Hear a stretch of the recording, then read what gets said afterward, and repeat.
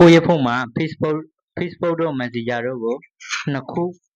လုပ်ပြီးတော့သုံးကျင်တဲ့လူရှိလားဒါဆိုရင်ကျွန်တော်တို့ဒီနေ့အတန်းအတိုင်းလုပ်ကြည့်ကြပါနော်ဒါ Facebook account တစ်ခုကိုကျွန်တော်ကဝင်လိုက်ထွက်လိုက်ဆိုလို့ရှိရင် Facebook account တစ်ခုရှိတယ်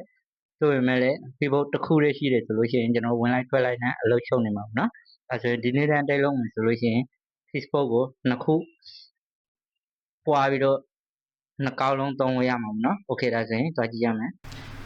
ဒါဆိုရင်ကျွန်တော်ကနေပြီးတော့ကိုသုံးမဲ့ Facebook Messenger တို့ကိုနှစ်ခုဖြစ်အောင်ဘယ်လိုလုပ်ရမလဲဆိုတာကိုသွားကြည့်ကြမယ်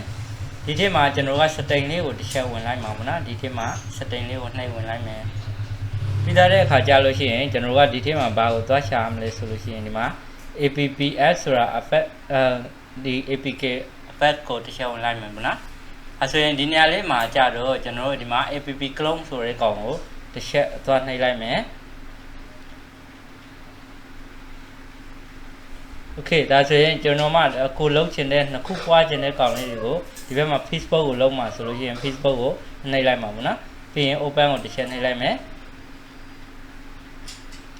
โอเคဒါဆိုရင်ကျွန်တော်တို့ကနေပြီးတော့ Facebook နှစ်ကောက်ဖြစ်သွားမှာပေါ့နော် Facebook ပွားလိုက်တာဖြစ်ပါတယ်ဒါဆိုရင်အပြင်ကိုထွက်ကြည့်မယ်ဆိုလို့ရှိရင်ကျွန်တော်တို့ကနေပြီးတော့ဒီမှာပထမဆုံးသုံးခဲ့တဲ့ဒါကျွန်တော်သုံးနေတဲ့အကောက်ပါ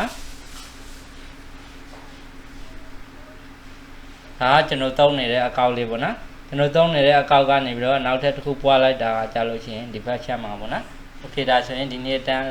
လမ်းတိုက်လုံးမယ်ဆိုလို့ရှိရင်ကျွန်တော်ကနေပြီးတော့ကိုယ်ဖုန်းမှာရှိတဲ့ application တွေကိုနှစ်ခုပွားလို့ရမှာပေါ့နော်ဒါဆိုရင်ဒီဘက် channel မှာ